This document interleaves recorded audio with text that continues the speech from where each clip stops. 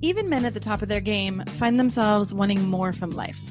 Whether it's more meaning, unshakable confidence, a bigger impact, more money, deeper love, a hotter sex life, or a powerful legacy.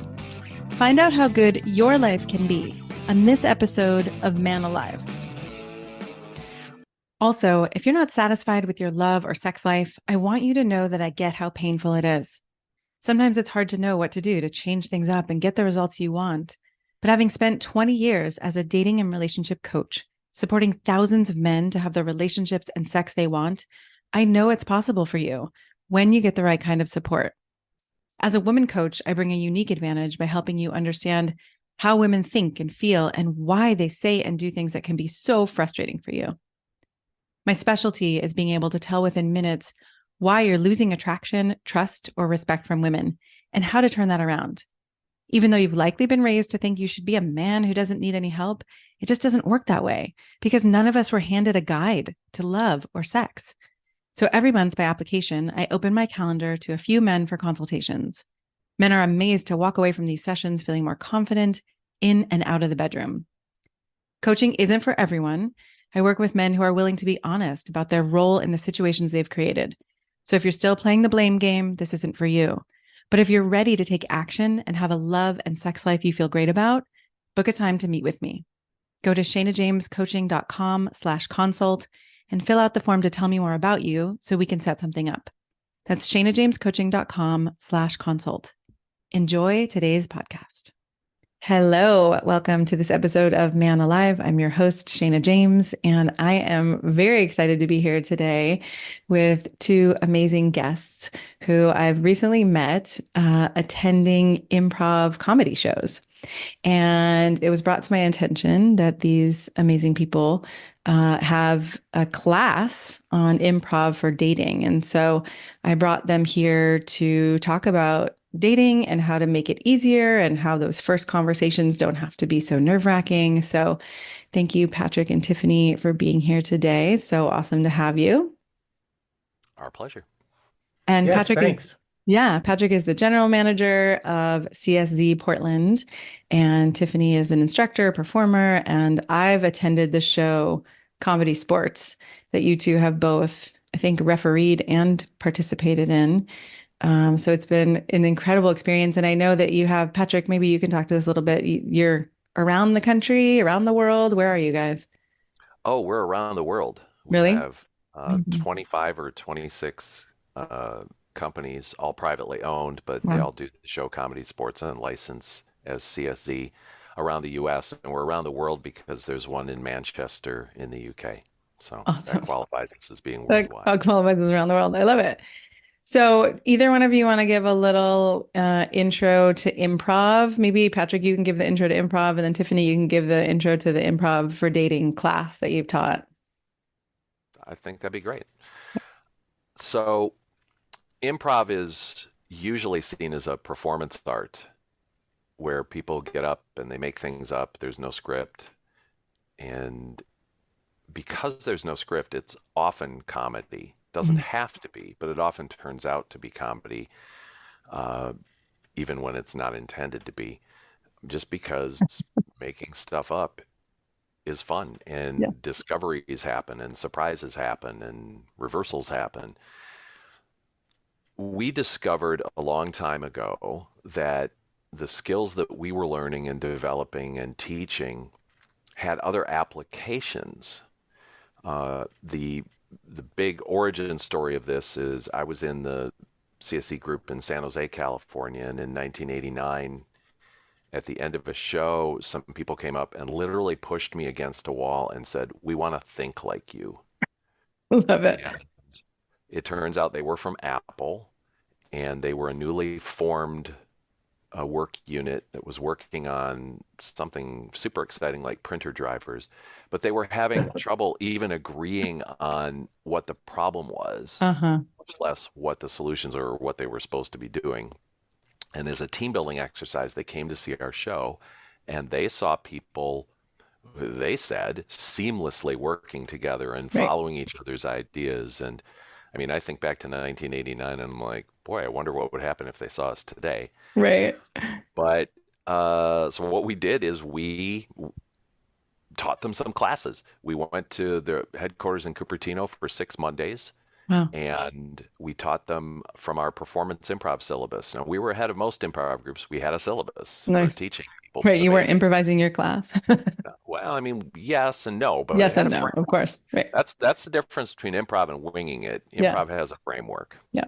and uh, at the end, they wrote us a check, and we stared at the check for a while and thought that's cool, and decided we're going to talk about this at our shows because this was before the internet, Yeah.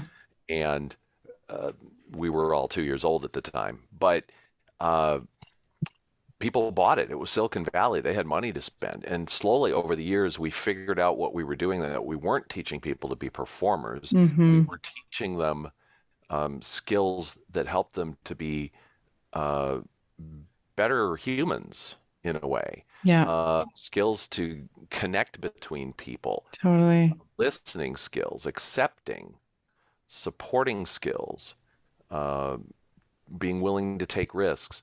And really, the most important thing is letting go of mistakes. And Mm. I think there's going to be some talk about that a little later on I today. think so It's too. the most important thing in improv is we make mistakes all the time. Yeah.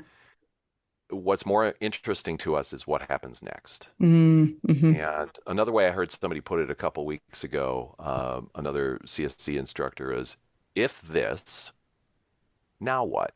Uh-huh. All right, we have a situation, now what? And Right. that's more Instead interesting. of it's over, it's flopped, I'm Yeah, done, I can't, yeah, right, right. It's like exactly. It's broken, anything. it's damaged, or why do we have to deal with this situation? Oh, this is the worst thing in the world. Well, okay, maybe it is, but what can we do within this situation? Yeah. So yeah, if this, now what? I love it. We teach classes to adults and teens and tweens, a whole suite of classes to adults. And I've taught our 101 class, our basic improv class, over 130 times. It's Amazing. now a 7 week course. And we have watched people, adults, sort of relearn all these things that we try to teach people as kindergartners, Yeah. but kind of gets washed out of them in, I think, middle school. I think middle Yep. school is the I problem. think so. And it's wonderful to see people blossom and use these skills and come back and say, "Oh, this thing happened at work, and I was able to do this." Or, and Tiffany will talk more about this. This thing happened in my relationship, and I use this skill from Yes. class. Yes. Um, so we do lots of shows. We have a brick and mortar theater. We do lots of corporate training, Awesome. corporate government, uh, Awesome. education, medical, even some pastoral work with Wow. churches, and we work with nonprofits and NGOs. Fantastic. Thank you so Uh, much. Yeah. Thank you yeah, for so it's blossomed into this thing, and we run it like it's a business, which is kind of funny, it, for yeah, profit. and that whole idea of relearning how to be collaborative and have a yes and attitude and Yep. acceptance and actually listening and then flowing with what happens instead of just, no, that's not the way I like it. It's so powerful. And I think in some ways that's what I do a lot with people as I teach communication skills. So I think there's a lot of overlaps. Um, and yeah, it's exciting to put it in the context of dating and conversations and relationships. One of the things that I think applies here, and oftentimes people from business will come and say, "I want you to get my group out of their comfort zone." And what I say back is, I would like to expand their comfort zone. I like that. Very different thing, Yeah. Yeah. right? We're not here to make people uncomfortable, get No. touchy-feely, get weird. No, there's stuff that we can learn at the same time that people are pretty comfortable the whole Yeah. time. Yeah. We want people to feel supported. Awesome. So that's our story. Great. Thank you. All right, Tiffany, over to you. What inspired you to create this improv for dating class Improv for dating and relationships. and So relationships? Okay, yeah, awesome. originally it was just for dating, but I've since expanded it because people said, "Well, can this apply to relationships too?" And And I you was said, like, of "Absolutely." course. Yeah. So what happened was I was running my own comedy sports theater in Sacramento for a number of years. Okay. And Match.com and their group of various online entities approached me and said, "Hey, we'd like to do an event with you." Awesome. And what they were envisioning was we bring people there, they sign up, they see your show, maybe they talk and they make a connection. And I was like, well, that's nice, but I don't think that really works because if people are watching the show, they're not really They're not talking, they're not engaged. connecting. Right. And I was thinking, well, I do a lot of these applied improv workshops for companies and schools. And I said, what if we took some of that and said, can we help people date? Because people have a lot of obstacles. Yeah. So I threw that idea at them and they liked it and they said, let's try it. So we did it and it went really well. I And bet. then we did it again. And then we did it with, because they have a lot of companies, a lot of Yeah. demographics. We did Yeah. it with a senior dating group. We did it with a younger dating group. And I refined it as we went along. And then when I moved up here and post pandemic, I said, "Hey, Pat, do we want to try this out, see how it goes on our own, without working with any of the big companies or anything?" And we did it, and I expanded to include relationships as well. Awesome. And it works. There's a lot about improv that makes sense for dating and relationships. Obviously, with dating, you want to be able to be basically, so you want to get out of your own way, right? Yeah. Yeah. Because my approach is everybody deserves to date, everybody deserves to be in a relationship, but Hmm. we're often our own worst obstacles. We're not spontaneous. We suffer from low self-esteem. We forget how to work collaboratively. And so with improv, you can really work on all these things Yeah. and create a more positive experience for everyone. I love it. Okay, beautiful. So, what would you say, like, if we were to start out with some of those fundamentals that you work with in this class, what are Right. they? Well, the very first thing I do is a sort of a really fun icebreaker on the danger of making assumptions because Mm, people think they're really good at sizing people up or making assumptions, and I show them in a fun way that at best they're as good as a coin toss. So, but awesome. after we move on from that, I really get into some of the areas that I've heard over the years that people struggle with. Yeah. One is spontaneity. People are like, I don't know how to be spontaneous. I get tongue-tied. I don't know how to get ideas out. So that's something we can work on. Yeah.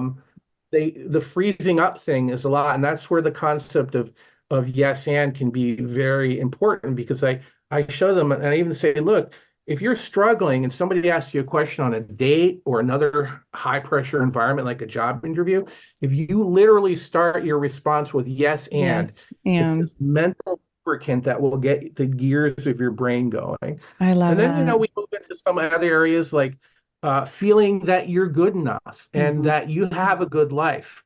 There's a game we do on a lot of uh, engagements where we have people examine how their life is fine. It's great the way it is. Nobody needs to be a rock star. Nobody needs to be an influencer, a best-selling author. And then we even have fun with it. We say, okay, wouldn't it be great if there's somebody who follows you around who is your hype person, Mm, who like cheers you up? We totally. have people practice that and to remind them you need to be your own hype person. Oh, So we touch on this a is bunch of different awesome. areas. We also get into some active listening as well. Amazing. Amazing. Yes, and is one of my favorite games, and I didn't learn it in an improv class. I think I learned it in a coaching program, or, I used to teach authentic relating classes. And so there was like a similar concept. And um, the whole idea, right, of giving yourself something that just changes your mindset. And it's almost like the yes and comes out, and then I found words start to roll off my tongue, right? Exactly. It's, yeah, I don't know. How does that work? Do you understand that? Well, I think there's sometimes people in a high pressure situation. There's that thing where if we're evolved to either freeze or run, Mm-hmm. right? Right. And if we're in a dating situation, we can't really run away. So people freeze up. And I always give this example. You're on a date and somebody says, I like to travel. Where's the country you'd like to visit someday? Yeah. And you freeze up because you think, oh my God, what if I give the wrong answer? Hmm. When in fact, there is no wrong answer, Right. right? Because you could say any country, and either they're going to say, oh, I've been there, or oh, why do you want to go there? Or I hear it's really nice or something, but we freeze up. Whereas if you say yes, and it gives you a pause, it gives you a break, Yeah. and then you can realize I can say anything, and it's yes, and I'm interested in going to Spain or Right. whatnot. I When like we're that. when we're Yeah, go ahead. freezing up, a lot of people think, "Oh, I can't think of anything. I can't do it." But in the example that Tiffany just gave, you're assuming that you don't have a good enough answer or a Ah, perfect Yeah, answer, right. right? And people keep going through their internal file systems going, "Oh, no, that's not good enough. Not good That's not enough. good Not enough. good enough. That's not good enough." And not going. And honestly, one of the things that we teach is uh, the first thing that you think of is probably the right thing, Mm-hmm. unless it's going to be something that's damaging to another person. I mean, Right. obviously, you want to be thoughtful about other people, but Yeah. yeah, there is no perfect. So put something out there, and then it's Yeah. the same thing in a scene. If nobody makes an offer, nobody says anything, we have nothing to go on. Even if somebody says something kind of dumb, we have something to work with, Right. right? right. Well, another thought I just had too is, someone might be like, "Ooh, I don't like it there," right? That is a possibility, or now they're going to judge you because you said that country. But if they're that shallow that they're going to judge you for a country, or if they're going to make an assumption about you, or if they're just going to be closed-minded about something, right? Maybe it's not the right person, or maybe you also then improvisationally can come back and if you don't take it so personally, it's like, oh, cool, you hate that country. Why do why? Tell me why. Exactly. Exactly. Yeah, it might lead to a good conversation, Right. or it might lead you to realize that you're just not a good match, right? Yeah. And Yeah. that's the whole point of dating is to try to find somebody. But if you don't, as Pat said, if you don't put anything out there, then nothing gets built. I like to use the Right. analogy of improv as like collaboratively building something out of Legos. Somebody puts a piece out, then somebody picks another piece and adds to it, and then they Nice. add to it, and they build something cool. But if Yep. nobody puts pieces out, or if somebody takes 5 minutes to decide what piece to put out, you know, Then you don't have anything. Yeah. yeah, Yeah. Yeah. And I think it goes back to what you were saying, Tiffany, too, about feeling good enough. And I'm curious more how you work with that because I know a lot of my clients get stuck in that. I don't know if I'm good enough, attractive enough, smart enough, whatever the thing is, how do you use improv to play with that? Well, one thing we do is we build on some applied improv exercises that kind of turn the process around, right? So, American society is sort of notorious for putting a lot of pressure on achievement. We have to achieve big things. We have to be a YouTube influencer. We have to be a Kardashian. We have to be a rock star. We have to whatever, right? We have to be a Jeff Bezos or whoever. And, I call it the high school reunion effect, where I haven't seen somebody for a really long time and they say, hey, what's going great in your life? Right. And that's like, Yeah. whoa, a lot of pressure. And if you turn it around and say, hey, what's something that's not going wrong right now? It I lowers the bar, like I had a really great breakfast this morning. I love that. Yeah. you It's know, literally what's or not wrong with your life. yeah. And so then it makes you appreciate what you have, and that most of us, compared frankly to the rest of the world, have really nice lives here. That's You true. know, if you travel to some parts of the world, you see, things where people don't have, they don't have basic things that Right. we appreciate. I went down to Mexico once to help build houses Hmm. for Habitat for Humanity, and the people were very nice and very happy, even though the fact that they had no sewage system.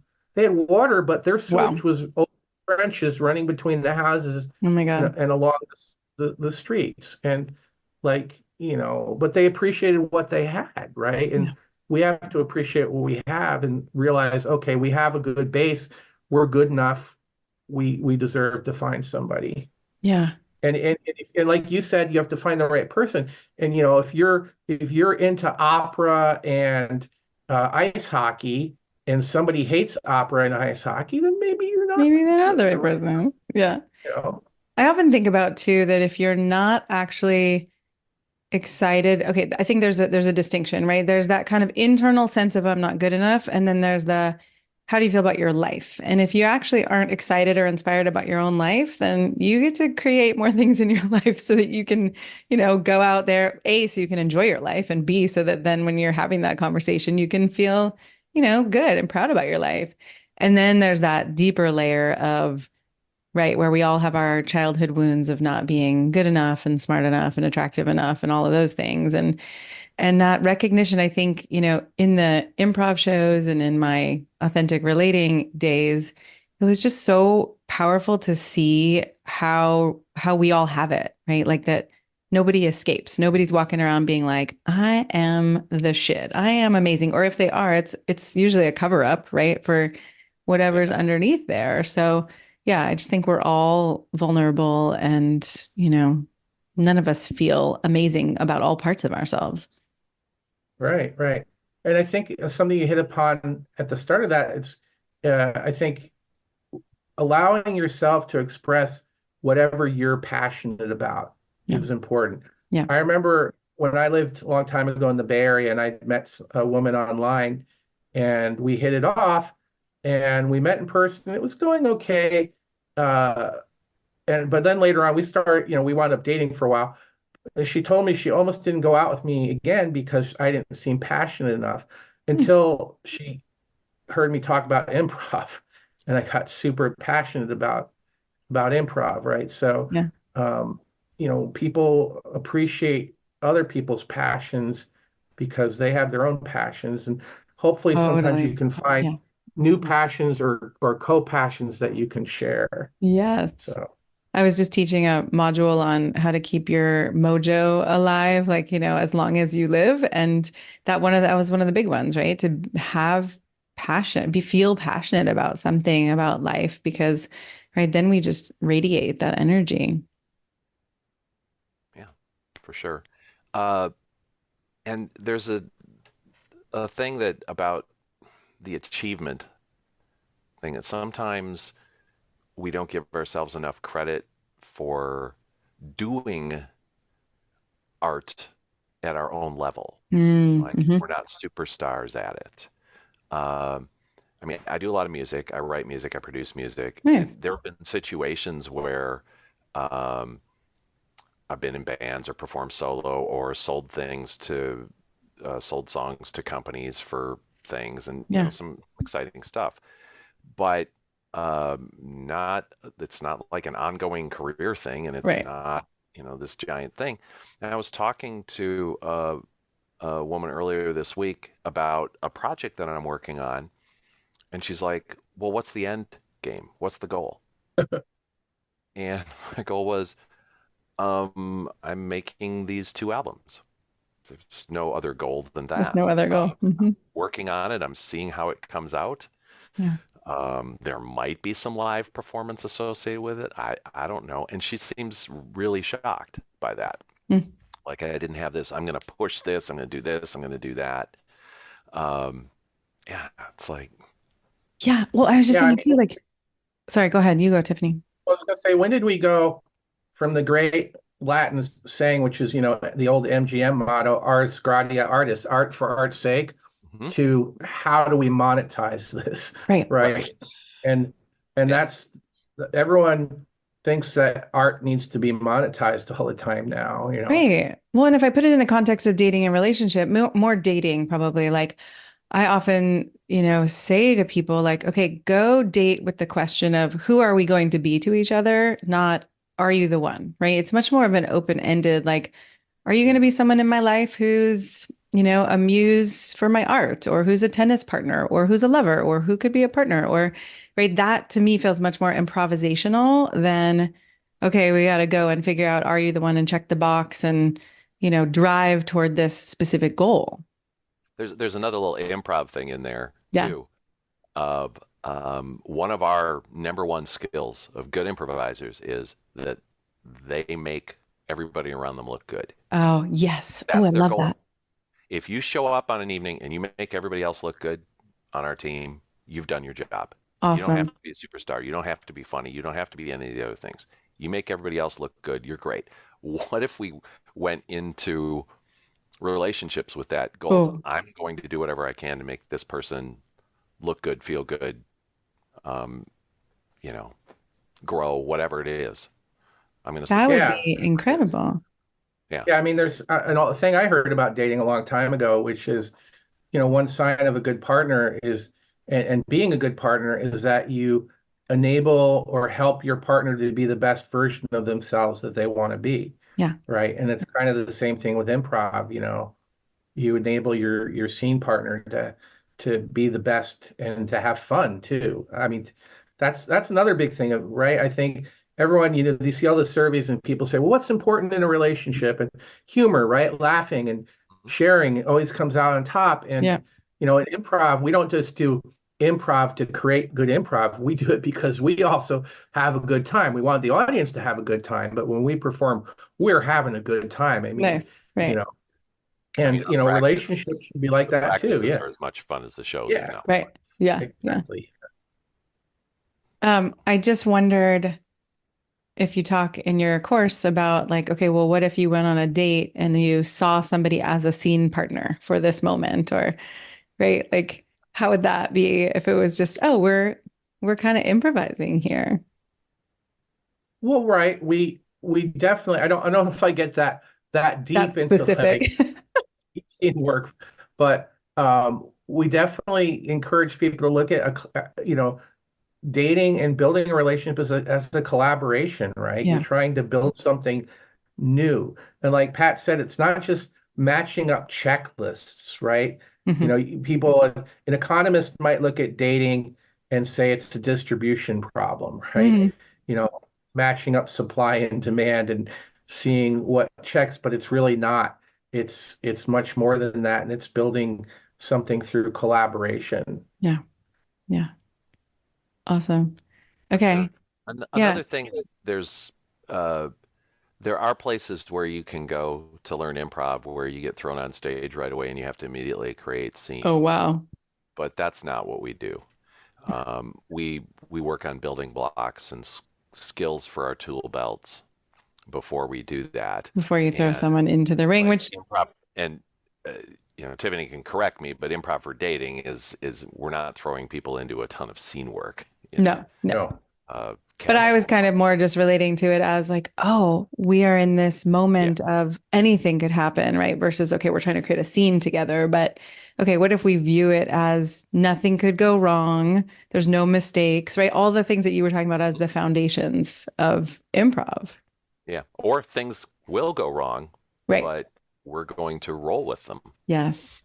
Yeah, Yeah. exactly. That's something I really try to emphasize, which is when you're on a date, there's no wrong answer or there's no wrong thing to say unless you're being mean or, that stuff, obviously. But I mean, when talking about yourself, Hmm. there's nothing that you can say that's wrong or incorrect because you want the person to get to know you, right? That's the whole Right. point. And Right. then you can see, or these two people who decide they want to take a journey together, Hmm. right?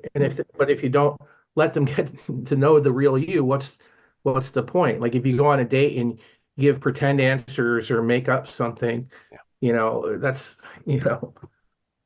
Yeah. I mean, it's it's right. not, It's a facade, and then it's hard. You have yeah, to hold that up, and then it's exhausting, and then you don't get to be loved for who you really are, which that's a Right. big bummer. Yeah. yeah. I mean, I think of it in the original Ghostbusters where Janine, the admin, asks, I think it's Egon, what his hobbies are, and he says, "I collect mold spores and fungi," and she's okay with that because that's him and that's who she's interested in. So, That's awesome. I love that. A good Ghostbuster reference. Okay, what else? What else from the class can you bring to our listeners?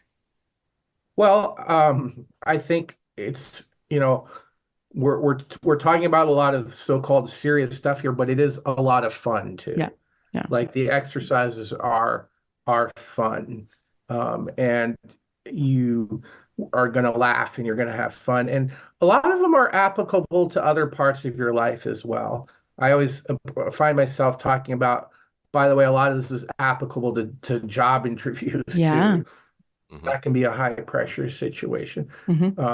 One of the first things I do is I even before I do the assumptions icebreaker, I do a icebreaker that gets people to act and be silly around each other, Uh-huh. because then they loosen up and they're comfortable being that way.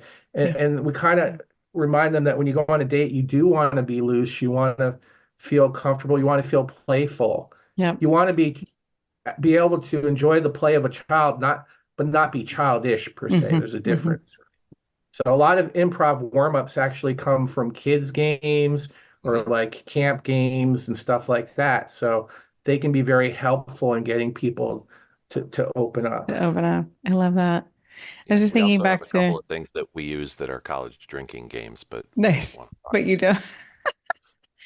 I was thinking what you said, Patrick, about rolling with it, right? Like something might go wrong, but we roll with it. And actually that's the definition that I give for confidence, for true confidence, instead of that I got it, some kind of machismo, like I can handle anything, I know what I'm doing. I have to have the skill. The true confidence is actually a deep trust in oneself to roll with whatever comes your way. So that seems like a skill that improv also builds. Yeah, I've often thought that the need to be cool has held back so much potential in the Wow. world. Oh my God. Uh, Yeah. when we talk to our corporate clients, we, I mean, oftentimes they come in and they're like, "Oh, what is Evelyn book this time?" "Oh no, this is, oh, it's improv. Ah, no, Ah. it's building. Gross." Hmm.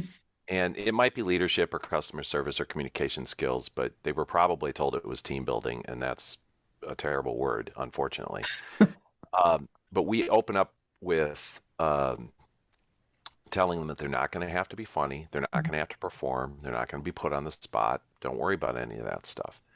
And then we quote, the last couple of years, I've quoted the actor Andre de Shields, who said that I'm telling an audience, you may be challenged, you may be changed, you will not be harmed. Mm. And then the third thing comes from our friend James Bailey, who runs CSE Los Angeles, who says, for those moments where you're feeling exposed or self-conscious, or you think something's wrong with you, or you're not very good at what you're doing, and you think Yeah. people are all looking at you and they're all judging you, here's the truth. Nobody cares about you. No, they only care about themselves. Right. Yeah. We're not the star of everybody else's movie. Now, a dating situation, a relationship situation, A little is a different. little bit different. Yeah. But what if we stopped worrying that every moment, every utterance is going to reflect badly on us? Yeah. It's not. No. No, and if Yeah, someone's I going to think make those snap judgments, right? Again, they're not yeah, going to necessarily be a person, but I just want like again, I keep thinking, okay, what if this was like written out and you walked into a date and you sat down and you're like, you may be challenged. What was it? You may be challenged. Maybe changed. You may You will be not be changed. harmed. You will not be harmed. And then the other one that you did before that, I was like, it's actually it would be a kind of fascinating experiment to see like, oh, if people started out their dates with that context, what would change? And whether you're dating or in a relationship, right? Oh, here's this experience we're having together. That could be the context even for someone in a long-term relationship. Yeah. Yeah. the challenge is a lot of people do potentially see harm in dating, right? Yeah. They see that they could go on a bad date Right. and it could harm them and hurt them or cause. But the way to try to maybe get over that is to think, well, the people who are on the other end who are also going on dates, they don't want to be harmed. Right. And I don't think I would hope there's not people who sign up for like online dating and meet people with the intention of going out and hurting people, right? Those people Yeah. obviously, I think it's more need unintentional harm and, exactly right. Yeah. So yeah, yeah, you have to kind of go in with the mindset, well, nobody's trying to do harm. right. And like Pat said, yeah, you're going to be challenged and you might be changed, but you might be changed for the better, Right. right? Yeah. I was just thinking, okay, now we've got a collaboration between the Buddhist principle, do no harm, plus improv, right? Equals a great date, a great relationship experience. Sure. I Yeah. mean, And, and talking beyond that into relationships, I mean, I've done improv for 36 years with CSC, and was involved in improv prior to that in um, grad school. And I think without it, my marriage wouldn't be the same. Really? Parenting would not have been the same. Hmm. Um, all sorts of things would not have been the same. Wow. But the parenting thing part of it, I mean, I know talking about parenting on a dating thing is a little weird, No, but no, it's fine because uh, some people are parents, and this is also relationships, right? So there are sometimes you're dating parents when here. you are a parent. Right. But the things that we learned, my wife and I are both improvisers, is to be absolutely present Mm, and to make each other look good. yeah, I love that Like, one. not worrying so much. The kids will take care of themselves, and yes, we're going to take care of them and we're going to keep them safe, but we're also going to let them experience what they're going to experience. But we need to make the parents each, we Look need to make good. each other look good, not sell each other out, present a united front, and not be in a situation where we can Wow, get played off against each other. that's Uh, profound. and that worked out really, really well. And Yeah. adding to that, like in improv, don't make promises you can't keep. We don't Mm, want to do that in improv either. We don't want to promise an audience they're going to see this amazing, amazing thing and then fail completely at it unless we've established that failing is fun got it. in that situation. But yeah, we don't, don't make promises you can't keep. It's pretty simple Hmm.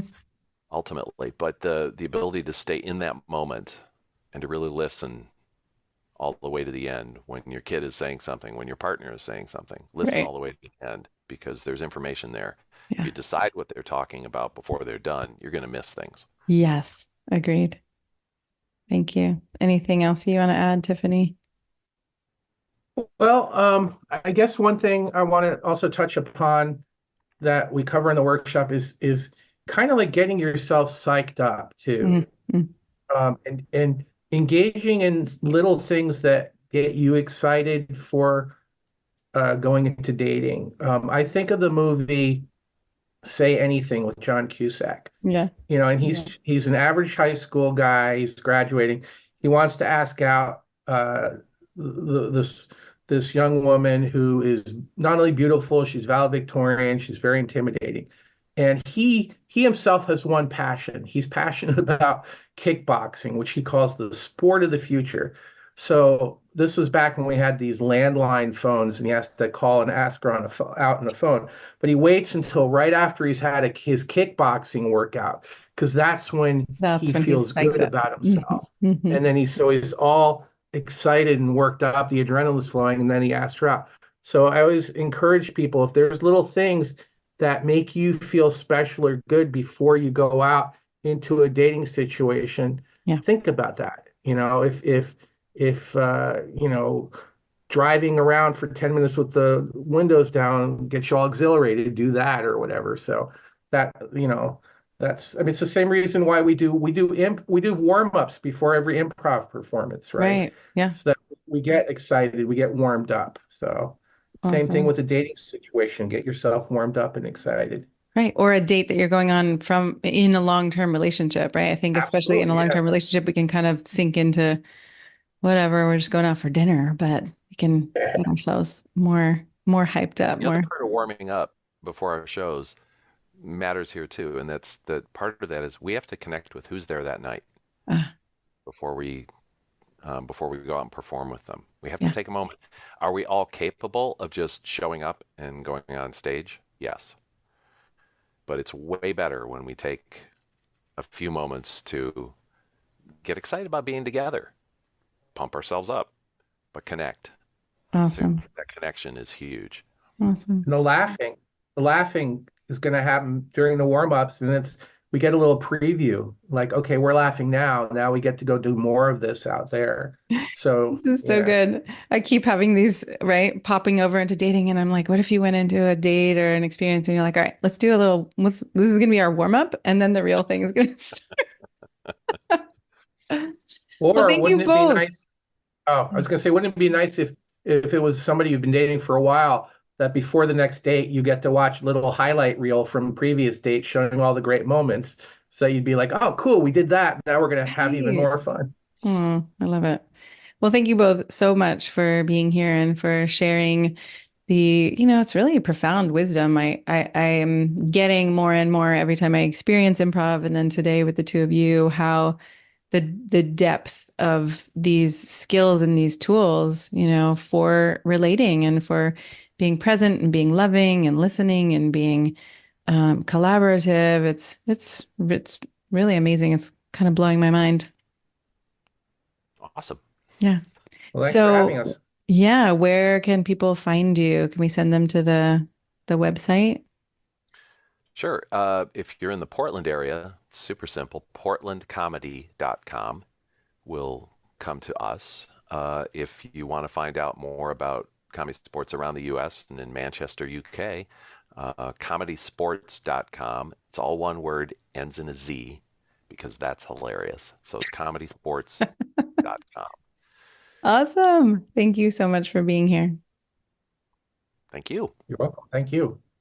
I'm so glad you joined us for today's episode of Man Alive. I hope you enjoyed our conversation and it gave you something to consider and explore in your life.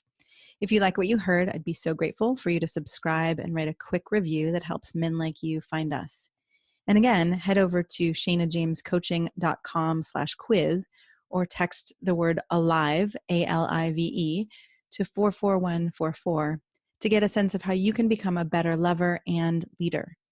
You'll start to see how you can be both more respected and desired in your unique and genuine way.